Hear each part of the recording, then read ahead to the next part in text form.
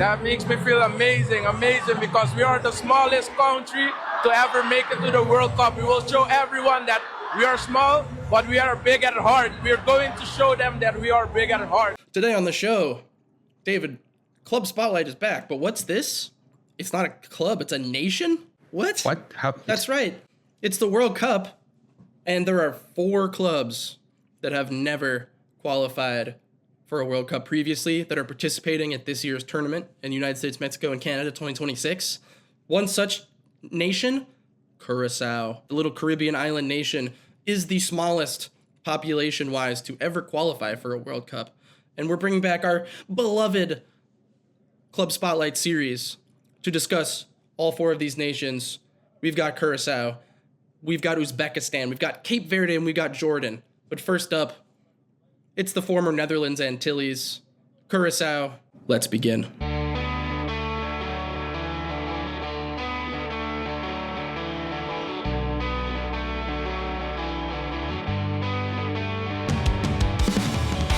Live from San Jose, California, and Brooklyn, New York, it's the Any Given Thursday podcast.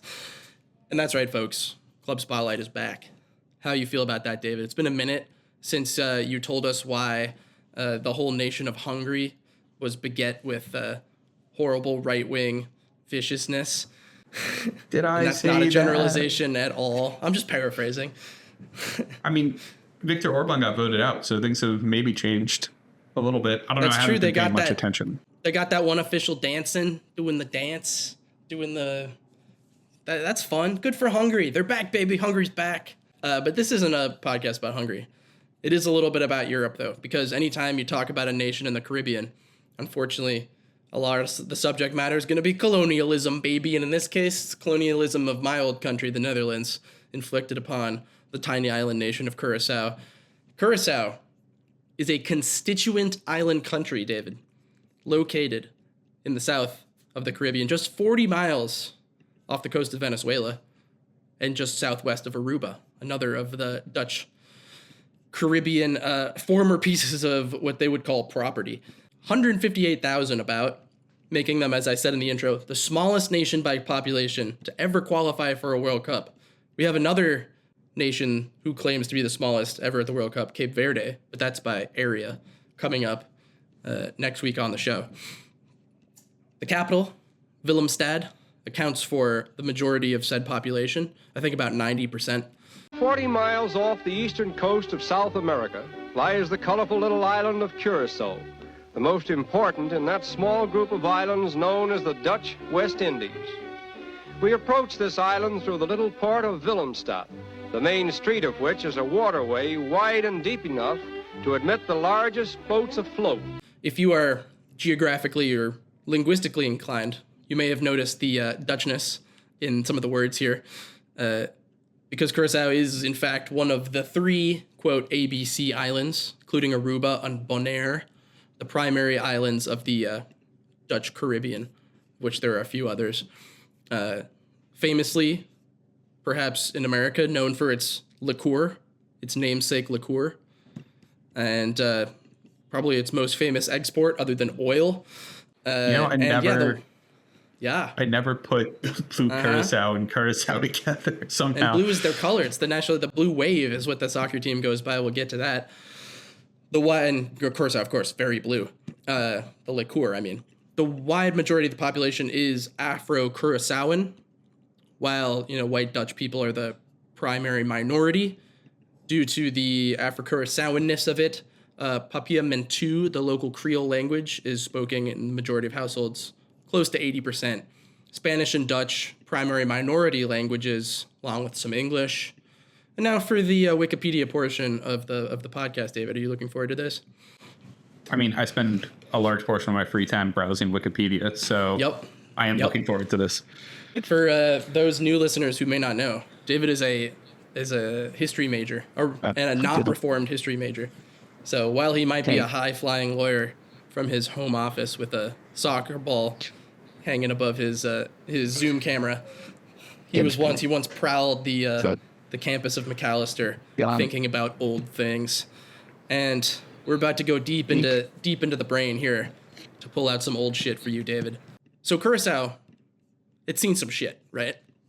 As you might expect for a Caribbean island. The Dutch colonized the shit out of it, but there were many iterations even before the Dutch took over.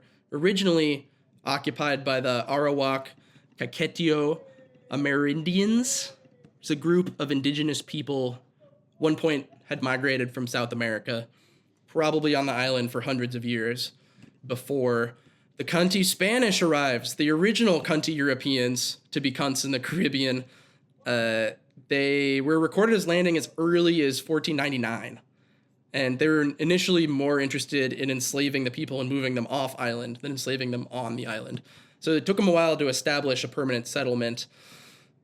But it did happen at some point in the 16th century. Century after that, the Dutch invaded the island and kicked the Spanish out in 1634. Woo! Hup Holland. When the capital, called Willemstad, was founded. The Dutch used it more as a hub for their various commerce activities, and by that I mean slavery. Boo. Over the following centuries, the French took some cracks at winning it. The British took one. Neither succeeded. Because of the cultural mix here, Dutch wasn't even the main spoken language for a long time on the island. People were mostly learning Spanish, along with some indigenous languages. Kind of the proximity to Venezuela as well kind of linked Curaçao with that mainland in some cultural and architectural ways, both, Spanish, Spain-wise and indigenous-wise. The Dutch, things changed when the Dutch officially abolished slavery in 1863, just beating us to it here in America. God damn it. After this point, Dutch was the primary language taught. Curaçao continued to go through huge swings in the 20th century. First, there was crude oil being discovered in Venezuela, which has once again become a topic of conversation 100 years later, as we, are back on our coup bullshit in South America, like we never left USA. And so made the region more important and valuable was the island was then attacked by a Venezuelan revolutionary and his army. Then there was World War II, Allied forces occupying the island. Willemstad was even attacked by German subs at one point. The economic development of Curaçao is largely the story of oil. The refinery is one of the largest in the world. It employs 30% of the island's labor force, and it contributes $50 million a year to the economy of the country. Then in 1954, the island merged with other Dutch Caribbean colonies into the Netherlands Antilles, and local resentment began to brew further and further. Racial discrimination, mass layoffs in the oil industry where people were employed, among other things, led to major riots in 1969. Many buildings were burned down. Dutch Marines were deployed to quell the riots. Instead of, however, this leading to, I feel like this happens a lot when there's riots, military comes in, it gets even worse. Oddly, in this case, maybe because the Dutch are into weed and prostitution, they took a little bit of a softer approach here. They actually received some reforms rather than going full apartheid. They increased the influence of Afro-Curaçaoan representation in local politics and business, increase in the Papiamentu language in schools and, in business and stuff. However, at the same time, there was the collapse of the local oil industry that continued to trend down, plus a loss of tourism from South America because of similar economic hardships in Venezuela and Colombia, caused a large period of economic stagnation and crisis. A lot of people started emigrating to the Netherlands, much like Suriname, kind of a similar situation with them, regionally very close as well. A lot of Surinamese people famously went on to, and first and second generation, went on to represent the Netherlands in a pretty famous period of time, the late 80s, early 90s, when they had kind of like really cool black dudes on the team. All of those roots were from Suriname or sometimes Curaçao.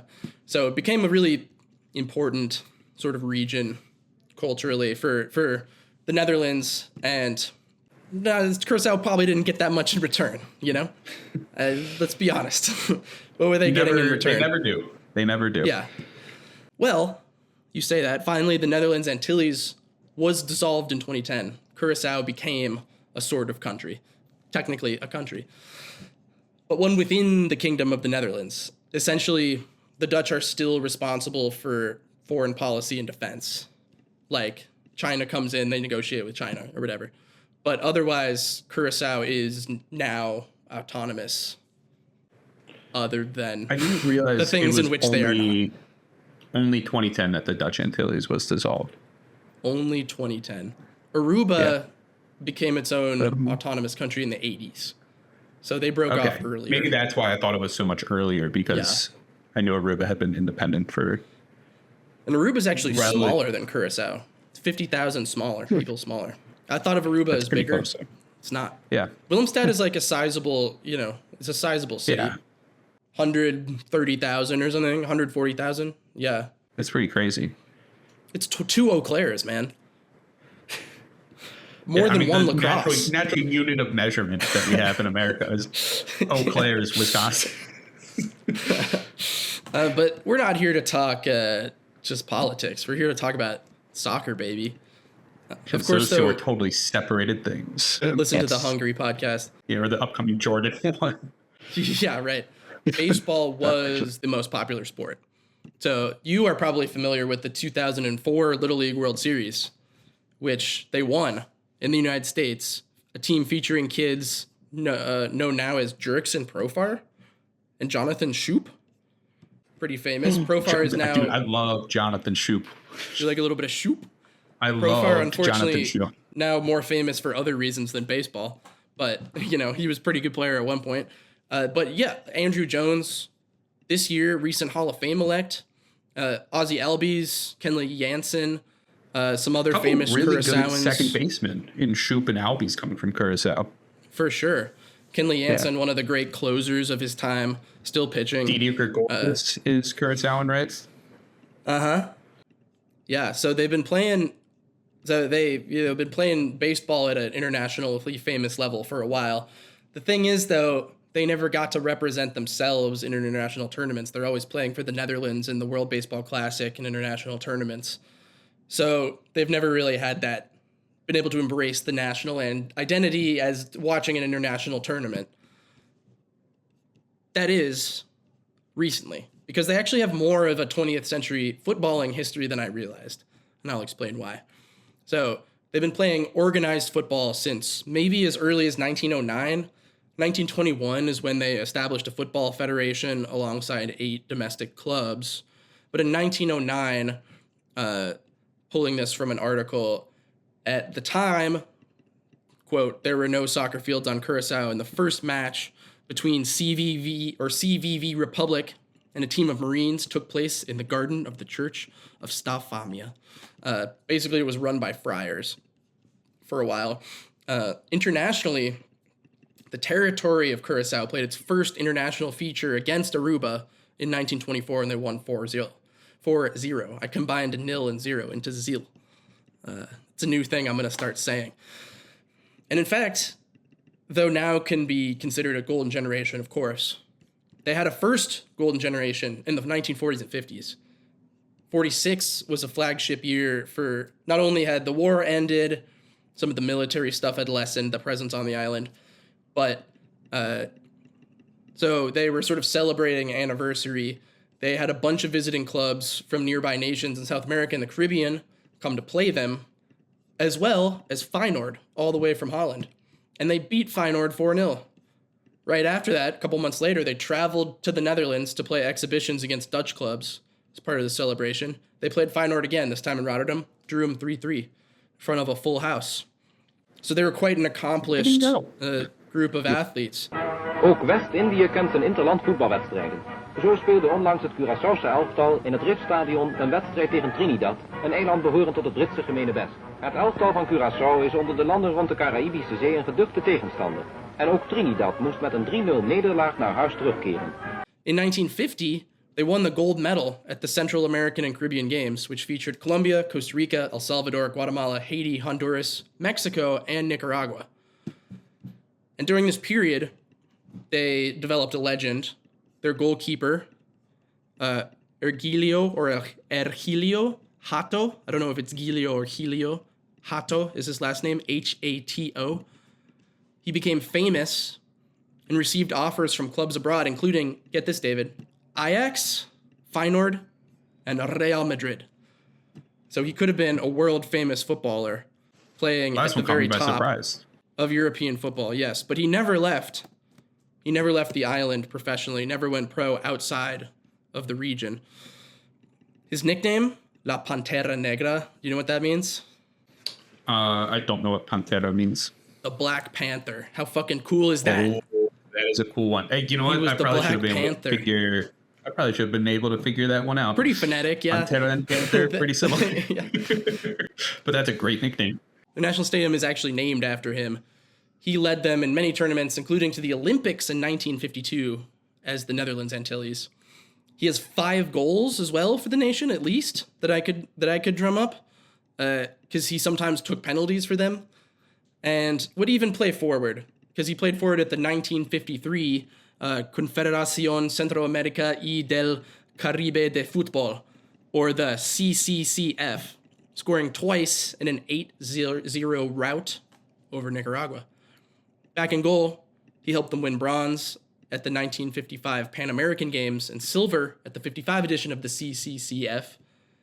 And he one of those international legends a little bit lost to time, because it was not a time where everybody was professionalized globally in the same way, where you somehow had a little bit of agency and choice as to whether you wanted to uproot your life and move to be a celebrity in Europe on the international scene, or whether you're just kind of content hanging out where you're from and like playing domestically and for your nation when it suits you. Somebody who should definitely be known more than he is, and could be in a Jonathan Wilson book, honestly. Yeah.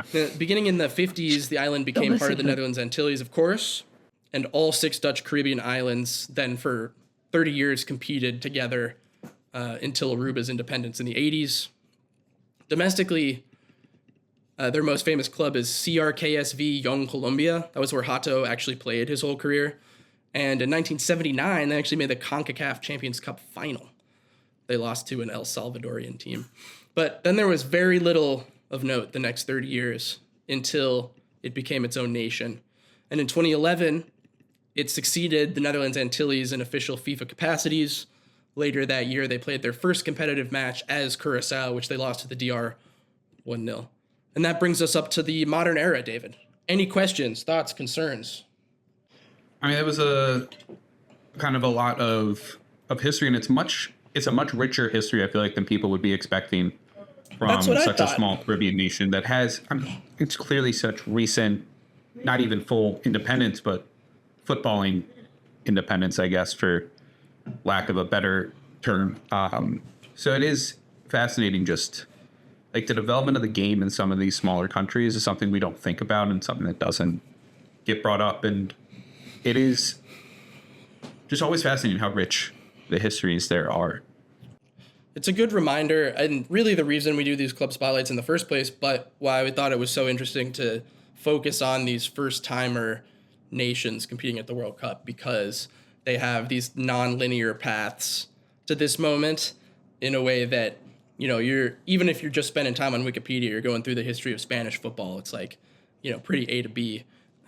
This influence, that influence, this moment, that moment. But in the case of, say, a small Caribbean nation that, you know, was under the thumb of a European nation for centuries, or many European nations in this case, in many cases, they have a little period of glory here. They're in the spotlight, then they're out of it. You know, economic strife sort of squishes the life out of some of the sporting impact it might have had otherwise. And even just finding out the information I just presented to you took me like 5 articles, because there's no one page that's like the history of Curaçao football, you know? The Wikipedia page sort of jumps around. It's like mostly starts in 2010. And then there's like the Netherlands Antilles page, and then there's like the history of the domestic football versus the international. It's like really hard to compress into one single linear document. But it's worth knowing. And it is also, I think, really interesting to look at where the influences are coming from as well, because obviously there's a strong Dutch influence in Curaçao, but there's also the American influence and the Latin American influence, like particularly with Venezuela. And we see that with their, baseball expats that they have, who are some of the best players in the Major League Baseball, and the popularity of that sport. Well, also like with the popularity of soccer and the Dutch influence and just naming of everything. But also like their best goalkeeper's nickname is a Spanish name, so the kind of influence there as well. It's kind of interesting to see where countries are being melded together. And that primary Creole language I mentioned is actually Portuguese derived, I think, not even Spanish, or it has Portuguese roots. But why don't we talk current generation here?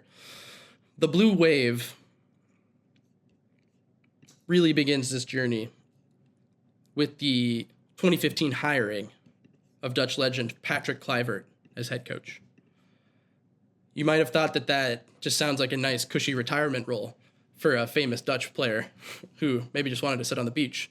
But not quite so. While he was only in charge for a year, his time there really opened the door to dual national recruitment. He was like the first big implementer that started to change the way that the nation looked at recruiting, and the way that players that grew up in the Netherlands looked at playing for Curaçao as their nation. This is from an article, a Chuck Booth article from CBS Sports about this. So I'm going to do a couple quotes here. According to the president, basically the Federation president, Gilbert Martina, Kluivert's time in charge was groundbreaking and opened the door for dual national recruitment in the nation. Martina said, something changed when Kluivert became the coach, because he opened the door for more professional players to choose to play for Curaçao. Before that, it was a selection of mainly local players and maybe 3 or 4 players from the Netherlands, which of course had no chance to succeed because professional football is another level. When Patrick came, some players chose to play for Curaçao. Eloy Rome, for example, who is their long-standing goalkeeper of a decade. And I remember at the time, there was a huge discussion on the island. Why are you paying money to an external audience? Because that's something we can do on our own, and that's a sentiment we have. But bringing Dutch players to Curaçao, wasn't an easy sell. And not only on the player side, Kluivert had to face down the resistance that Martina highlighted. He had an interesting way to deal with it. In 2016, he organized a friendly between players from abroad and the best the island could offer. The local players lost 7-1. So after that, the local skepticism started to subside a little bit. But you can understand why. Like, it's pretty obvious why they'd have such suspicion of people coming over from the Netherlands, even if they're, have roots in Curaçao. Because, despite 21st century autonomy and perhaps not quite as much baggage as some nearby Caribbean nations with their European overbearers, like the colonial roots, the slave trade background in particular, like how can you not be incredibly mistrustful? And I totally get it as well for locals of smaller countries. And we see it pretty frequently, even with big countries, right? Like Italy given the opportunity to Matteo Retegui to come play for the country of his ancestors was met with a lot of skepticism from the people who lived in Italy, talking about like, well, we should have an actual Italian striker, not somebody who's... Well, then produce one, Italy. Yeah, produce one. Yeah, right. But, to give opportunities to players who have ancestry, but maybe aren't actually like born and raised in a country is a controversial thing throughout the world. And it's not just with small countries, but you can definitely see for a country like Curaçao with their relationship with the Netherlands and all the complications that come along with that, how that could feel for a lot of the locals. But I do think it's important. You mentioned Patrick Kluivert was the manager who kind of started doing that. And he is one of those people. His mom is from Curaçao. His dad is from Suriname. All right. So he is like the quintessential person who is of this ancestry, but raised and had to play for the Dutch national team. And I think for a lot of those guys, their identity is very complicated. Like how they view themselves, like especially as people of color in such a white country like the Netherlands. It's There's What? going to be a lot of I know, country? Crazy statement. White country? Yeah. Sir. Hot take, right? But there's going to be a lot of conflicted emotions about representing that country on an international level and not being able to represent the country of your parents. So to provide the opportunity for players to do so, I think is really important. But you can also understand the perspective of some locals who maybe don't agree with that. You can see the Surinamese have taken a similar path recently to sort of remaking their national team, and they very nearly qualified for the World Cup as well. They just lost in an intercontinental playoff out of the CONCACAF groups. Unfortunately for them, but they've improved the team a lot. In that case, maybe linearly speaking, makes even more sense because you have all these people with direct Surinamese roots representing these sort of famous Dutch teams. Almost seems like quality Dutch players on the other end. I kind of owe them for that representation. But I think like part of it was just success that they built with this group of players pretty early. So in 2016, Remco Vicentini took over for Kluivert, where he helped lead the nation to the 2017 Caribbean Cup title. They beat Jamaica 2-1 in the final. That qualified them for their first ever Gold Cup, where they lost all their group stage matches, but just 2 years later at the 2019 edition of the competition, they got their first win over Honduras, even qualified to the knockouts thanks to a draw with Jamaica dramatically on the last day. They then drew the United States of goddamn America in the quarterfinal, and they lost narrowly 1-0. Young Weston McKennie scored the only goal in that game. I don't know if you remember, but they had kind of arrived at that moment, In the 2022 World Cup qualification, they topped a group featuring Guatemala in the first round, thus eliminating Guatemala, which was a bit of an upset at the time, but then fell in a tight two-legged playoff to Panama that would have qualified them for the traditional octagonal, formerly the hexagonal. Any of you CONCACAF people know what's up. The hex. The hex, the oct. And then in 2024... Yeah, it doesn't work as well. The big move where Dick Advocat took over as coach. Of course, one of the owners of one of the best names in the sport. Anyone who's not heard the name Dick Advocat loses their minds every time they see it written or heard said aloud. But if you've been around the game, the guy's he's had a million fucking jobs in the sport. He has been coaching for decades and decades and decades. In fact, he's coached at 2 previous World Cups, one with the Netherlands, obviously he's Dutch, one with South Korea in 2006 in Germany.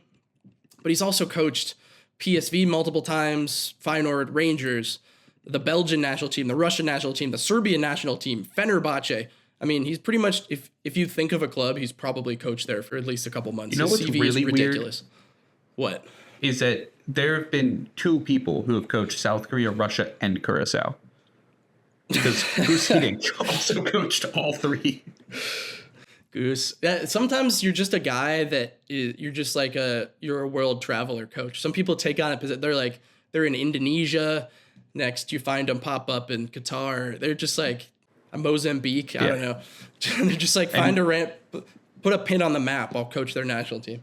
Yeah, and Advocate and Hiddink are 2 of the extreme examples of that, right? Advocat. They have been Advocat. Sorry. Advocat. I'm not good with Dutch pronunciation. You know this. This is, but they're 2 guys who have just been all over the place, managed in domestically or at a club level, multiple countries, and national team level. They will manage just about anybody. But I do think it probably means a little more for them to be managing a country like Curaçao with its Dutch connections than it does be managing a country like Russia or South Korea, where it's purely a job. I would hope so. Yeah, I would hope so. I don't think Dick would be managing South Korea in the 70s the way he wanted to manage Curaçao. One thing we know about Dick is that he manages. Because he does manage. But he also arrived at a critical moment here for the CONCACAF clubs. Because the United States, Mexico, and Canada, the 3 now powerhouses in the region, we can add Canada in there now, I think, easily the 3 best teams in the region, at least now that Costa Rica is not what they once were. Countries the 3 well, biggest nations by far, financially as well. Of course, they're hosting And FIFA at the same time had ridiculously expanded the tournament to way too many teams. And this gives Central American and Caribbean nations and CONCACAF like an unbelievable opportunity to qualify for a tournament, not only in your own time zone, essentially, but also, spots that aren't usually available. Because you could say the top 3 are going to those top teams, and then you get 1 or 2 and that's it, So, Jamaica or Costa Rica, Panama, all those teams at the sort of the next level of CONCACAF would have pushed a nation like Curaçao out of that running. Maybe they get into the octagonal, but they're going to finish like 7th in that group, most likely. Huge opportunity. A lot of these nations are trying to capitalize. Curaçao won their 2nd round qualifying group. Were placed into a 3rd round qualifying group with Jamaica, Trinidad and Tobago, and Bermuda. Now, the time of the draw, Jamaica was ranked almost 30 spots higher in the FIFA ranking. Curaçao was 90th at the time. And big favorites in that group. The winner of each of these 3 groups automatically qualified for the World Cup. And the top 2 second-place teams of the 3 groups qualified for the intercontinental qualifying tie. They didn't start the campaign that well. They drew Trinidad and Tobago.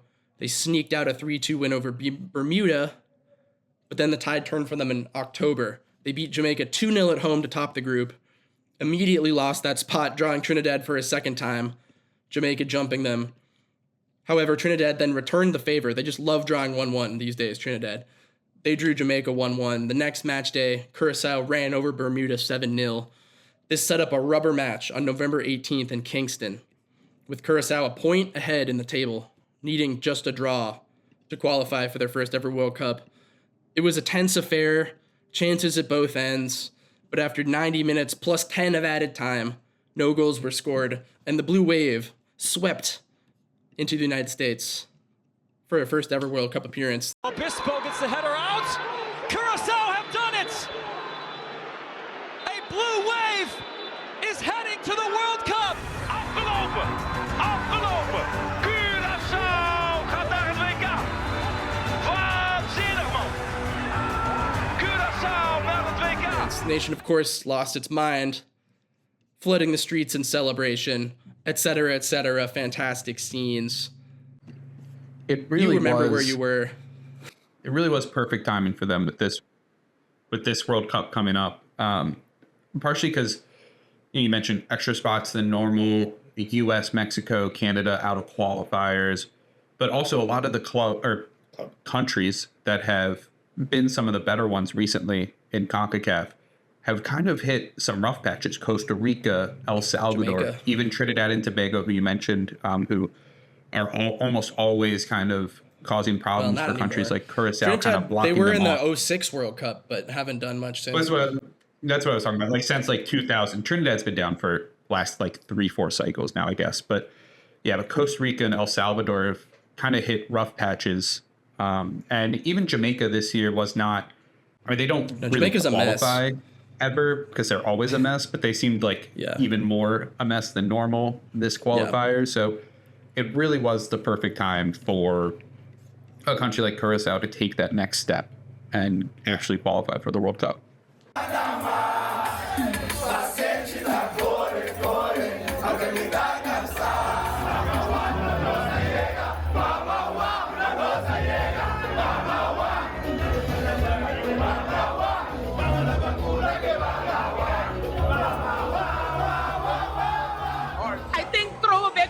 For them, throw a big party, show them that we are united and that we will go, and that I don't know. I'm so happy right now. Yeah, neither Jamaica nor Suriname, who are the 2 second-place teams, got through their intercontinental playoff. So just the 6 CONCACAF teams for us at the World Cup.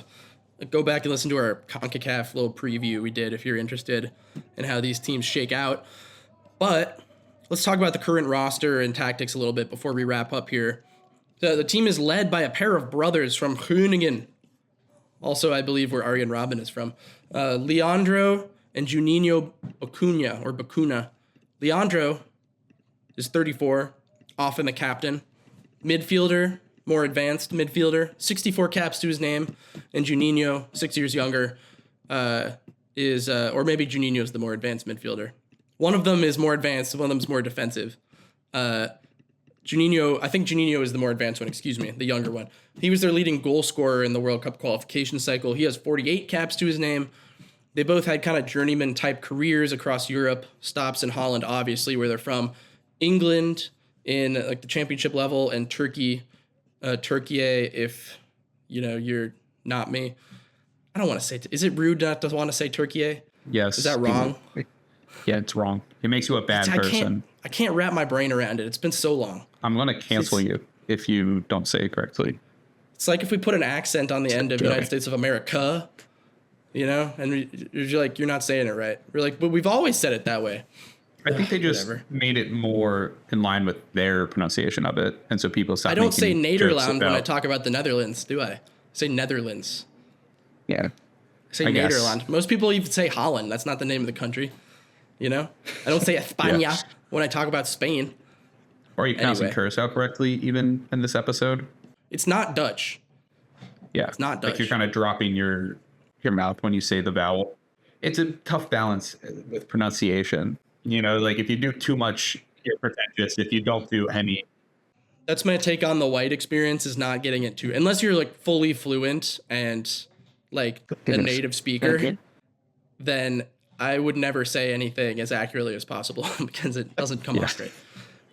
And also I sound like a chump.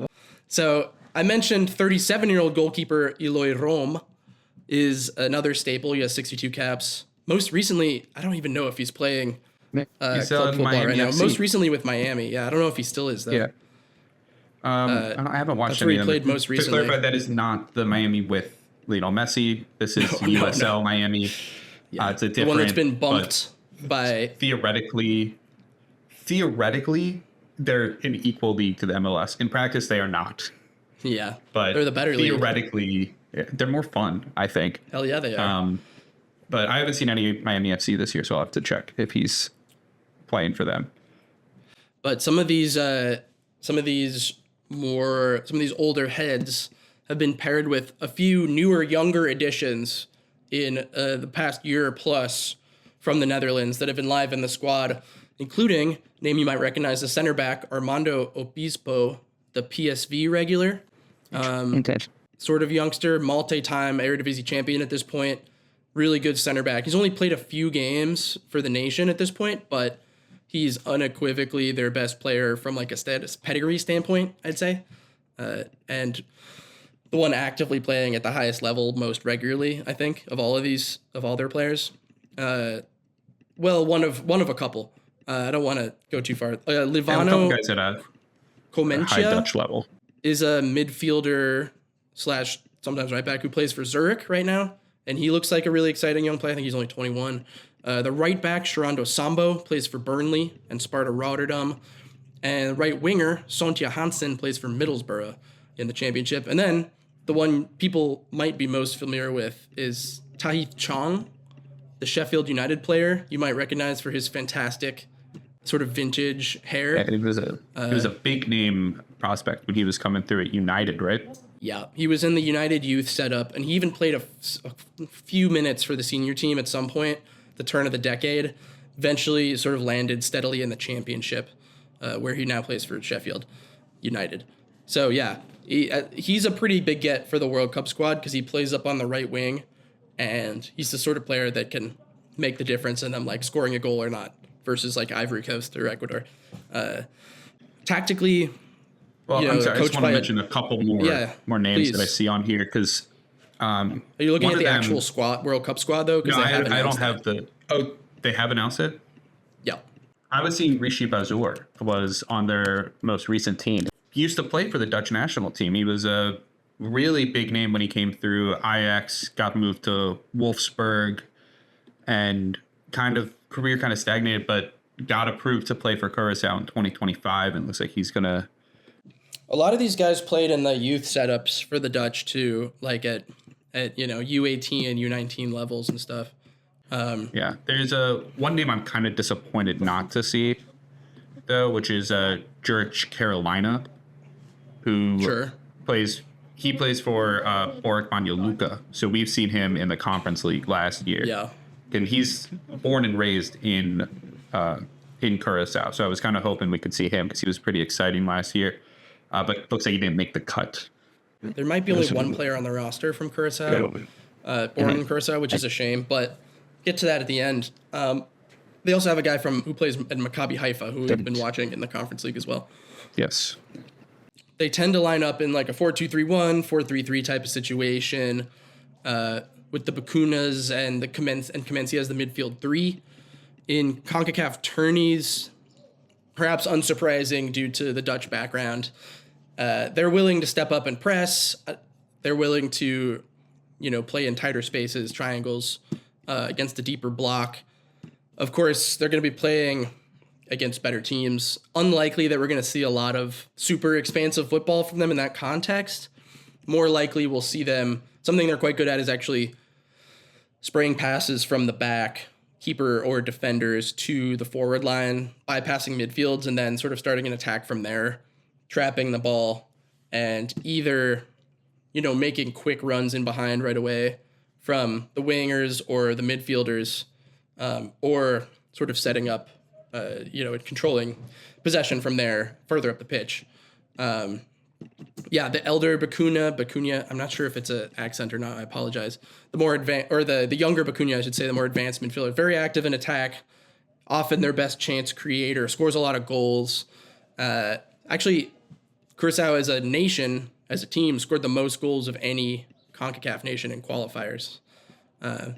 And I wanted to add this quote from Roberto Casillas, Sports Illustrated article describing their setup. Curaçao dazzled in qualification with organized build-up play and well-crafted passing combinations in the final third, particularly against weaker opposition. It's a style that points to the Dutch influence that has helped shape how soccer is played by the island nation and is the one the players are comfortable with. Sound defensive structure and lightning fast transitions with runners arriving from all angles is the core of Curaçao's style. And given the strength of its group stage opponents, those traits will likely be more accentuated this summer. So yeah, the outlook, of course, they've drawn Germany, Ivory Coast, and Ecuador. Germany, one of the favorites in the tournament. Ivory Coast, one of the most talented bodies of African talent. Ecuador, extremely talented version of this. I'm really excited about this Ecuador team, actually, which we'll have already talked about because this comes up after the tournament started, so whatever. But so any points, extremely unlikely, I would say. So what does this mean? It means defending like hell, probably very deep for most of the group stage. It means trying to chip away anywhere they can at any level of the pitch and not get blown out, right? Like, what's a successful version of this group stage for them, do you think? I have two thoughts. I mean, obviously any point is successful, but they're not going to get a point, but yeah. With that draw, it's very unlikely that we would see that, barring like a freak early red card in maybe the Ecuador Ivory Coast game. But I do enjoy when I see these smaller countries kind of play their style. So I would like to see them, they're not going to be able to dictate play against any of these opponents because they drew three and they open really good Germany. sides. By the way, this comes out the day that they play Germany. So if you're listening, go enjoy that game. Go enjoy Curaçao's debut. But I guess I think anything that's just like, as long as you can take a positive away from this group stage, beyond just mere presence, right? Like a really nice moment, a great goal, maybe a spectacular save by Room. Anything like that, I think is a success. Rome. I remember I watched him play against Sac Republic on TV, not live. And they just kept saying Room. And I assumed that was his name, but that was probably just American announcers seeing the word room. Just being like, well. My favorite vowel combination in Dutch is OU, which is ow. Ow. Yeah, see, this is why I struggle with Dutch pronunciation. Oh. But I think anything that's like a positive moment, any moment that they can take away from it will be enough to make it a successful appearance, because just qualifying for the first time ever, I think, is a special moment in and of itself. Yeah, they've already won. I would say my first thing I wrote down was score a goal at the World Cup. That'd be nice. That should be the goal, I think. Score one goal. The goal is a goal. The other thing is just try not to get blown out, you know? Like, if it's Germany, that's fine. Get blown out by Germany, that's fine. But, like, if they can, give Ivory Coast and or Ecuador just a little bit of competitive flair, I think that's a huge win. Get to a halftime with it tied would be great. Huge win. The last thing we need to address is, of course, the crazy-ass coach situation the last week. We're recording this in May. So Advocat sadly resigned in February because of a serious health issue with his daughter. Everybody understood Fred Rutten took over the team, looked set to be leading the side into the tournament. However, in early May, Advocat has made a shock return to the team, with Rutten standing down. The Federation president, Gilbert Martina, denied that there was friction between Rutten and the team, but reports suggested otherwise, that nobody liked him or his tactics. So the players will likely be relieved about the Advocat return. We'll hopefully have a little more comfort level with their approach and playing style, given they didn't seem to like what Rutten was instituting. But it's also been a very dramatic month going into your first ever World Cup match in a month. Like, swapping your new coach for your old coach within a couple of months of each other, and like literally 4 weeks before their kickoff of their against Germany. So Dick will also be the oldest ever World Cup coach at 78 years old. And he'll be coaching his third World Cup since USA 94 and Germany 06 with the Dutch and Korea respectively. So that's pretty exciting. So there was 12 years between his first two appearances and then 20 between his second and third. Yeah, so another 20, 98, he'll be leading, I don't know, Oman into the into the World Cup in 16 years. How about that? I mean, at that point, you could probably coach the Seychelles and they'll qualify because everyone's going to be making it. Everyone's going to be participating. Yeah. The last thing I'll say is that they have one of the best jerseys at the tournament, which is their away jersey. The thing I hadn't considered too when they released that is that with these late qualifiers to the tournament, the manufacturer, in this case Adidas, who absolutely crushed the World Cup, by the way, didn't start the design until after they qualified in mid-November because they didn't know they didn't know who it was going to be, and they probably thought it was going to be Jamaica. So Jamaica got sweet jerseys too. So that turnaround is pretty crazy. I have one quote here that says, during the 2022 World Cup, you may remember Canada playing in plain black and red jerseys instead of fresh new designs that most teams will sport. That's because most of the larger nations can take 2 years to get their World Cup design set, an expense that can't always be afforded when a team like Canada in 2022 doesn't know if it will qualify for the World Cup, which is stupid because they should have. That 2022 team was really good. Like there should not let's have been give a some question credit. about. Let's give some credit to Adidas here and Curaçao for rolling out a really cool away, not just their traditional blue, but this really cool away kit that's kind of tan, I guess. I don't know what color you'd call that. Pays homage to Willemstad, its colors and architecture. Pretty cool. And I really like that it's done with the Adidas kind of like template, but the colors just really make it pop. It's the three different colors of the stripes, the little like pink, green, and yellow are also on the name Curaçao on the little back, which is a really nice pop on the back of the kits. Cool. They didn't have time to do anything like insane, obviously, but like what Adidas has done some amazing stuff with a lot of the big nations, but this is about as tasteful and interesting a job as you can do on a time crunch in a few months, and I'm pretty impressed. Finally, what's next after this monumental moment in Curaçao football? It's really just infrastructure, like continuing to improve facilities, the youth setup. The key is like now that they have this moment of national recognition. As I said, they had the individuals, the baseball, and then playing for the Netherlands at the WBC, but they've never had since the 50s. They haven't really had a nation to rally behind at an international tournament wearing their own colors.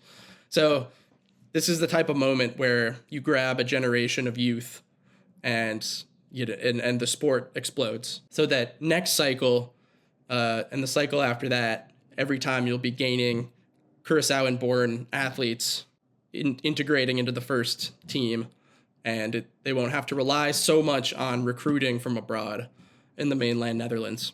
So I'd say that's probably the plan moving forward, but for now, it's just fucking good vibes on the island nation of Curaçao. They're going to the World Cup.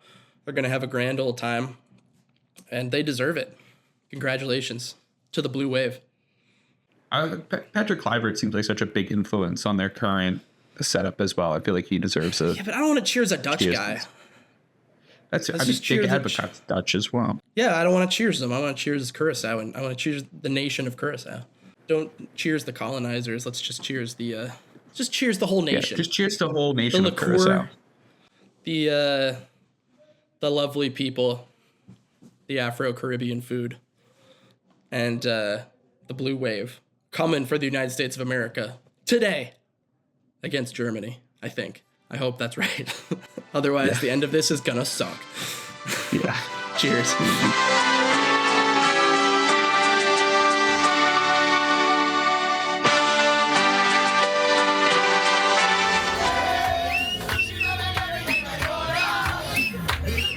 Isso.